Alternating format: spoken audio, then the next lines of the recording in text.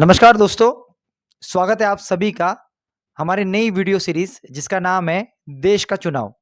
इस video series के तहत हम भिवंडी लोकसभा का संपूर्ण विश्लेषण करेंगे और इस विश्लेषण के द्वारा आपको इस भिवंडी लोकसभा सीट की वर्तमान स्थिति और एक्सपेक्टेड 4 तारीख को होने वाला भविष्य क्या हो सकता है और इसका इतिहास क्या रहा है, उसके उसके ऊपर हम नज़र डालने की कोशिश करेंगे।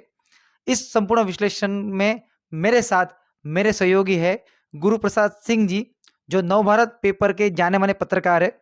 पत्रकारिता में इनका बहुत बड़ा अनुभव रहा है, बहुत बड़े-बड़े चुनाव इन्होंने कवर किए हैं। तो सबसे पहले हम गुरुप्रसाद जी से जानने की कोशिश करेंगे कि ये भिवंडी का जो इतिहास है, वो क्या रहा था? गुरुजी नमस्कार। धन्यवाद पराग मेहता जी। मैं आपको सबसे पहले पराग मेहता जी का परिचय देता चलूं। पराग मेहता जी मोदी फाउंडेशन के फाउंडर हैं और दिल्ली में बीजेपी वार रूम में अपनी सेवाएं चुनाव के दौरान देते हैं और भिवंडी का इनको प्रशांत किशोर कहा जाता है। इनके राजनीतिक विश्लेषण से लोगों को और ख़ास करके राजनीतिक पार्टियों को बड़ा लाभ मिलता रहा है।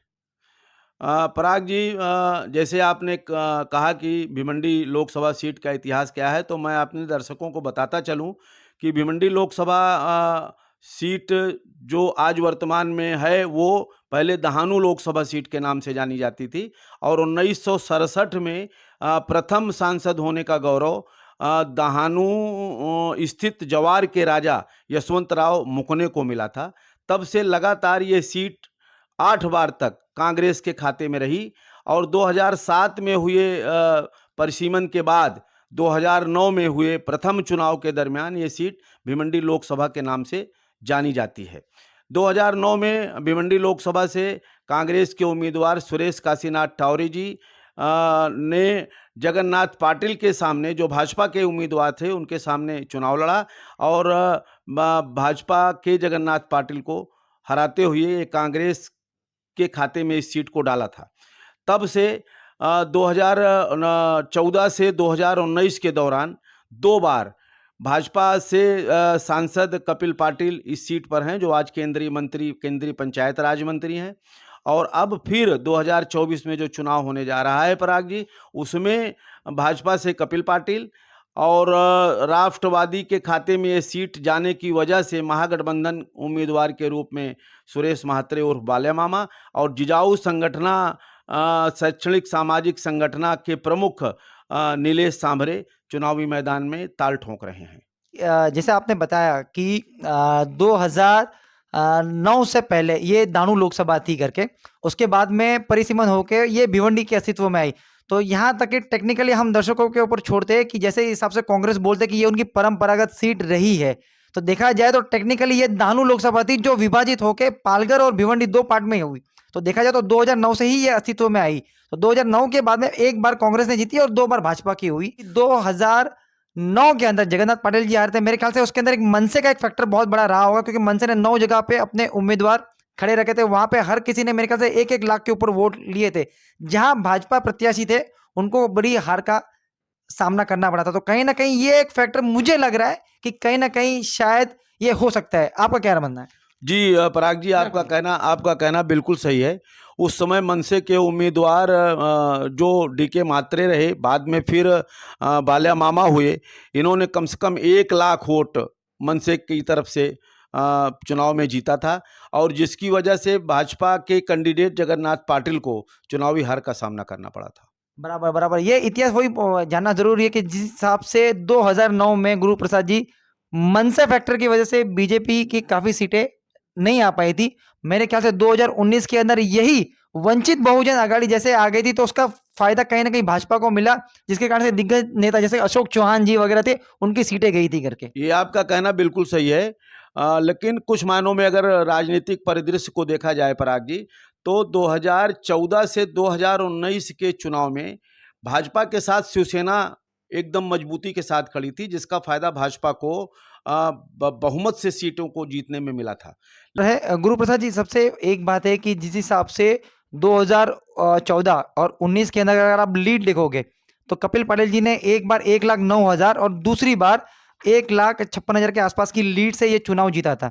वो टाइम का सिनारियो कुछ और था और अब का जो सिनारियो है वो अलग है, क्योंकि इस बार त्रिकोणीय मुकाबला लग रहा है। तो सबसे पहले तो हम दर्शकों को ये बताएंगे कि ये जो भिवंडी लोकसभा की जो स्थिति है, यहाँ पर टोटल वोटर्स कितने हैं, इसके अंदर कास्ट वाइज कैलकुलेशंस क्या है, और कास्ट वाइज के अलावा एससी और एसटी वोटर्स कितना है। और मैं बताना चाहूंगा कि ये जो पूरा कैलकुलेशंस और ये जो रिपोर्ट है, ये हमारी एक जो रिपोर्ट है भिवंडी लोकसभा, उस सर्वे रिपोर्ट के आधारित हम यह बता रहे हैं। तो सबसे पहले हम बताना चाहेंगे कि टोटल वोटर्स जो है भिवंडी लोकसभा के अंदर वो 20,08,166 थे। लेकिन गुरुजी, आपकी इंफॉर्मेशन के हिसाब से अगले 70 दिन में बहुत बड़ा चेंजेस आया है, वो आप जरा दर्शकों को बताइए।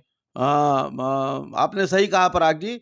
पहले ये जो संख्या थी भिवंडी लोकसभा की, वो 20,08,167 थी, जो 3 माह में बढ़कर 78,984 वोट बढ़ने से अब ये संख्या 20,87,143 पहुंच चुकी है, जिसमें 78,984 नए वोटरों नए वोटरों को जोड़ा गया है। देखना दिलचस्प होगा पराग जी कि ये नए वोटर आगामी 20 तारीख को निकलकर मतदान करके किसके पक्ष में ये अपने मताधिकार का उपयोग करते हैं। बराबर। अभी यहाँ पे अगर हम देखेंगे कि ये जो भिवंडी लोकसभा है, ये 6 विधानसभाओं को मिला के एक लोकसभा हुई है। यहाँ पे शाहपुर और भिवंडी रूरल ये राखी हुई है, मतलब रिजर्व कॉन्स्टिट्युएंसी है जी। तो ये असेंबली के अंदर अगर आप देखा जाओगे तो पूरे लोकसभा क्षेत्र में हमारी रिपोर्ट के हिसाब से एसटी और एसटी वोटर है, इनका नियर अबाउट अगर परसेंटेज देखोगे तो एससी वोटर है वो 6% के आसपास है, और एसटी वोटर्स है वो नियर अबाउट 15% के आसपास है। यानी कि टोटल वोटर्स अगर हम मिलाएंगे तो नियर अबाउट 4.25 लाख वोटर्स होते हैं। हालांकि देखा गया है कि ये जो एसटी और एसटी वोटर्स होते हैं, ये पहले कांग्रेस के वोटर्स रहा करते थे, लेकिन 2014 के बाद ये स्थिति बदली है। पूरे इंडिया में अगर आप देखा जाए तो 131 सीटें हैं जो एससी और एसटी रिजर्व है, जिसमें से 74 सिर्फ भाजपा ने जीती है और 10 सीटें उनकी अलायंस ने, जिसके अंदर से भिवंडी की शाहपुर और भिवंडी ग्रामीण इंक्लूड है। वहां पे ही कांग्रेस ने ये 10 से 12 सीटों में सिमट गई है। तो ये जो एससी और एसटी वोटर है, ये खास करके केंद्र सरकार के जो स्कीम्स के लाभार्थी रहे। जी जी जी। तो इस बार आप देखोगे कि यहाँ पे 3 प्रत्याशी खड़े हुए। जिजाऊ के जो नीलेश सांबरे जी, उन्होंने भी कहा है कि उनका जो सामाजिक क्षेत्र है वो खास करके यहाँ पे, जहाँ पे ये एसटी और एसटी वोटर्स बिलोंग करते, भिवंडी रूरल, शाहपुर और कहीं पे मुरबाड पे, वहां पर है। तो आपको क्या लगता है कि कहीं ना कहीं ये जो एससी एसटी वोटर है इसमें बंटवारा हो सकता है? देखिए पराग जी, लोकसभा चुनाव में जो मतदाता वोट करते हैं वो केंद्र की स्थिति को देखकर मतदान करते हैं। लोगों को जब ऐसा लगता है कि केंद्र में ये सरकार बनने वाली है तो निश्चित ही उसका फायदा मतदाता अपने वोट के द्वारा केंद्र को पहुंचाते रहे हैं। हालांकि अगर हम देखा जाए तो भिवंडी पूर्व और पश्चिम ये मैंने ख्याल से माइनॉरिटी डोमिनेटेड सीट है। वहां पर अगर आप देखा जाए तो शाहपुर, ग्रामीण और मुरबाड, यहाँ पे कुणबी वोटर्स का प्रभाव ज्यादा है। तो अगर हम दर्शकों को बताना चाहेंगे कि ये 6 की 6 विधानसभा में टोटल कास्ट वाइज कैलकुलेशंस क्या था, तो यहाँ पर 31% यानी कि तकरीबन 6.5 लाख के आसपास कुणबी वोटर्स है और 20% के आसपास माइनॉरिटी वोटर्स, यानी कि ये 4,10,000 के आसपास माइनॉरिटी वोटर्स है। वहीं पे जो आगरी समुदाय के वोटर है वो 4.5 लाख के आसपास 23% है, और एक और समुदाय है जो कोली समुदाय है, ये 6% वोटर है, यानी कि 1.25 लाख के आसपास ये भी वोटर्स है, और बाकी अदर्स है। तो कास्ट कैलकुलेशन में आप देखा जाए तो एक कुणबी उम्मीदवार है और 2 आगरी उम्मीदवार है। तो वोटों का ध्रुवीकरण किस तरह से आप देखते हैं इसको? देखिए पराग जी, वोटों का ध्रुवीकरण हमको आपको इस तरीके से देखना चाहिए कि जो माइनॉरिटी वोटर करीब 4.5 लाख हैं, वो हमेशा कांग्रेस के परंपरागत वोट माने जाते हैं। अब रही बात कुर्मी और आगरी वोटरों में, तो कुर्मी और आगरी वोटरों का ज़्यादा जो विभाजन होगा वो तीनों उम्मीदवारों में होना तय माना जा रहा है। अब देखना ये है कि एकमुश्त वोटर जो मुस्लिम वर्ग का है वो क्या महागठबंधन उम्मीदवार सुरेश मात्रे और बाला मामा को मतदान करेगा क्या? अगर ऐसा होता है तो लोकसभा की लड़ाई दिलचस्प होगी। बराबर। तो देखा जाए तो आज तक अगर माइनॉरिटी वोटर्स होते वो ज्यादा करके राष्ट्रवादी और कांग्रेस का अगर युति होती है उसके पक्ष में मतदान करते, लेकिन इस बार यहाँ पर एमआईएम का भी कैंडिडेट है और नीलेश सांबरे जी भी अल्पसंख्यकों के अंदर काफी ज्यादा काम किया हुआ है। तो वोटों का ध्रुवीकरण माइनॉरिटीज के अंदर के चांसेस क्या आप देख रहे हो? नहीं, हमको तो ऐसा लगता है पराग जी ना कि इस चुनाव में ज़्यादा मुस्लिम मतों का ध्रुवीकरण इसलिए नहीं होगा कि मुस्लिम वर्ग का ऐसा मानना है, मुस्लिम वर्ग हमेशा से भाजपा के खिलाफ रहा है, चाहे जितनी भी केंद्र एवं राज्य सरकार योजनाएँ लावें, करें, धरें, लेकिन वोटर खिलाफ ही रहता है उनका, तो भाजपा के खिलाफ ही मतदान करेगा। और अगर ऐसी सोच रही तो निश्चित ही कांग्रेस महागठबंधन का जो उम्मीदवार हैं बालिया मामा, उनको निश्चित इसका फ़ायदा मिल सकता है। बराबर, तो यही हम आपको बताने की कोशिश कर रहे थे कि कास्ट कैलकुलेशन वाइज़ जो वोटर्स होते हैं, ज़्यादा करके देखा गया है कि माइनॉरिटी वोटर्स होते हैं, वो खास करके बीजेपी के अगेंस्ट में वोट करते हैं। और ये इसलिए हम बताने की कोशिश करते हैं क्योंकि जो माइनॉरिटी वोटर्स होते हैं, ये पिछले ट्रैक रिकॉर्ड के हिसाब देखोगे तो टोटल वोटर्स में से तकरीबन गुरु प्रसाद जी 54% के आसपास ये वोट करते हैं।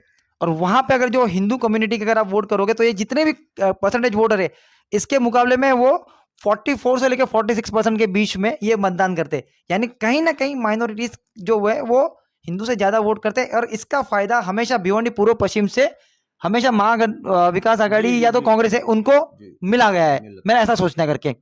तो गुरु प्रसाद जी, ये फिलहाल तो हम पहला एपिसोड में थे, हमने दर्शकों को बताने की कोशिश की थी ये जो लोकसभा सीट है इसकी वर्तमान स्थिति जो है वो क्या है, कितने उम्मीदवार है, कास्ट वाइज जो वोटर्स है वो बाइफर्केशंस क्या है। फिलहाल आने वाले वीडियो में हम आपको बताएंगे कि विधानसभा वाइज ये जो उद्धव ठाकरे शिवसेना अलग हुई है, शरद पवार गुट की राष्ट्रवादी जो अलग हुई है, तो अगर ये जो वोटर्स अगर जोड़ा जाए तो 6 की 6 विधानसभा में इनकी स्थिति क्या है, वो वोट शेयर के ऊपर हम आगे बात करके इस पे विश्लेषण करेंगे। तब तक के लिए मुझे और गुरु प्रसाद जी को इजाजत दीजिए। जय हिंद। धन्यवाद, धन्यवाद।